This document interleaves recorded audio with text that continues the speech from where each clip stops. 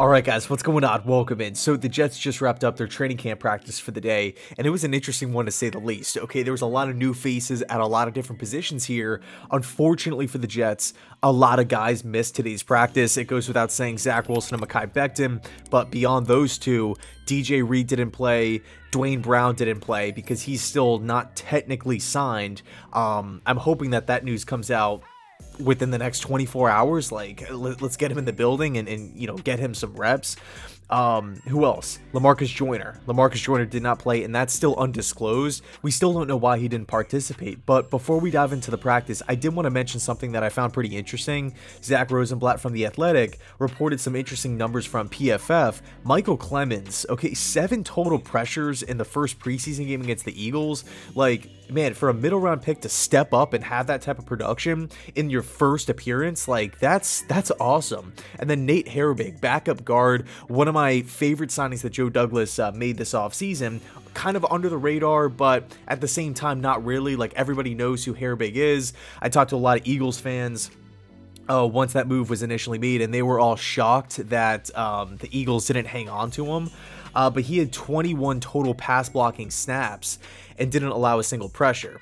Okay, now of course, granted, it's preseason, he's not going up against starters every single play, but I do feel like it's relevant to talk about, okay, because, you know, we look at the interior of the Jets offensive line, it's really, really good. Connor McGovern at center, Elijah Vera Tucker at right guard, Laken Tomlinson at left guard, Nate Herbig as a primary backup. I feel really good about the guard position moving forward, and this has been a weak spot for the Jets for, I want to say, the last couple of seasons. Like, it's been a long time since the Jets have had two just road graders at the guard position, right? Two guys that you just feel good about, two guys that aren't going to, you know, be a liability out there. So the inside of the offensive line, I'm extremely excited for.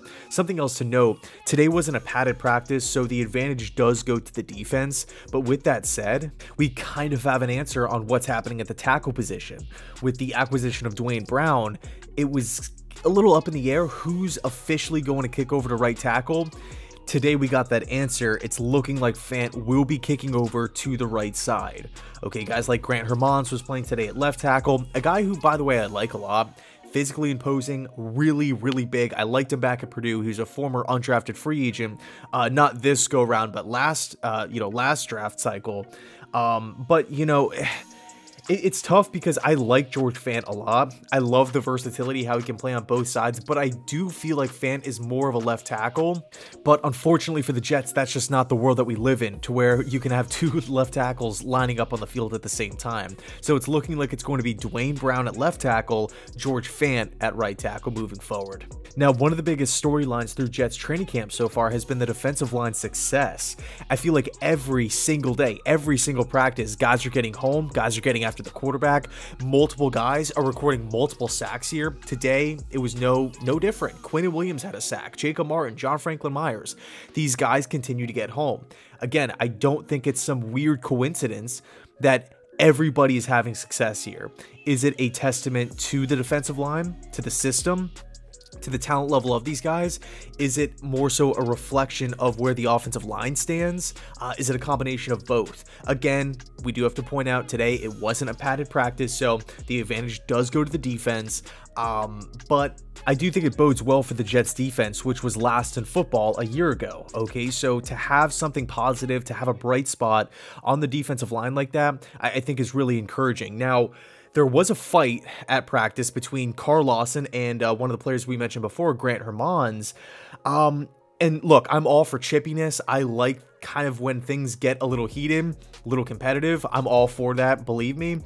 But Connor Hughes mentioned that Carl Lawson started swinging today, and this isn't uncommon at Jets training camp, okay? Over the last couple of days, preseason game excluded, over the last couple of practices, I should say, there's been A, fights, and B, punches being thrown. And Buffalo Jet Fan did a great video on this. I'll find that video, I'll leave it linked down below in the description box. He basically pointed out that Robert Saleh has one main rule at training camp. You can't throw punches. You know, trash talk, okay, pushing, okay, you know, but when you're all out swinging at guys, it's a no-go. You can't have it. But in back-to-back practices now, it's either 3 or 4. There's been punches thrown. and it doesn't really seem like there's anything being done about it. So Buffalo Jet fan pointed out that it's kind of just a preference at this point. It's almost like a wish, like, hey, can you guys not throw punches today at practice? That'd be nice. So basically the point of the video was he was looking for more discipline from the coaching staff.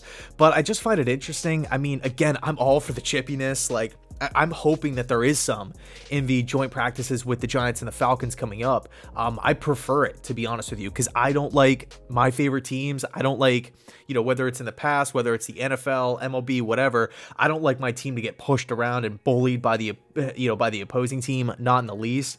I want my team to stand up, create an environment to where the team that you're playing against feels uncomfortable. They don't want to be there. They don't want to play against you. They don't want to get tackled by you. So I kind of like that mindset. But I mean, if you're throwing punches day after day after day with your own teammates, it's annoying for sure. It's definitely annoying.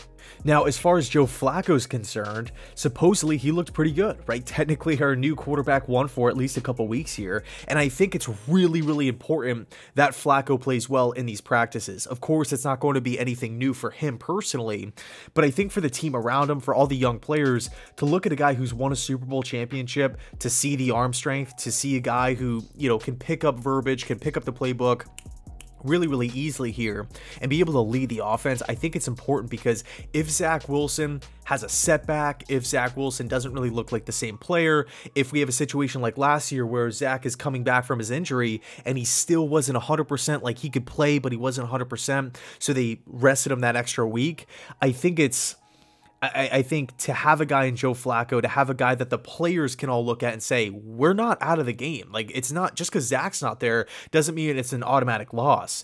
I think in some aspects, Joe Flacco is better than Zach Wilson. When we point towards experience level, understanding what defenses are trying to do to the offense, what are they trying to accomplish here? I think having that veteran option is a really, really good plan. In fact, I wish the Jets had him, you know, before the start of the regular season last year. I think it would have really helped, not only just to have a guy like that, but also to have a veteran in the quarterback room working with Zach Wilson. Supposedly those two have a really good relationship. It's not toxic by any means. But today, I think he had some sort of miscommunication where he threw an INT to Bryce Hall early, sacked a couple times early in the early parts of practice, but I guess bounced back really, really nicely, put together some awesome drives, put the ball in play, and went up and down the field a couple times, which is awesome to see. So anyway, thanks so much for watching. Let me know your thoughts down below in the comment section about Flacco, about the fights, about, you know, Duane Brown and Fant moving over to the right side. I appreciate you guys taking the time to watch. I really, really do. Thanks so much, and as always, go Jets.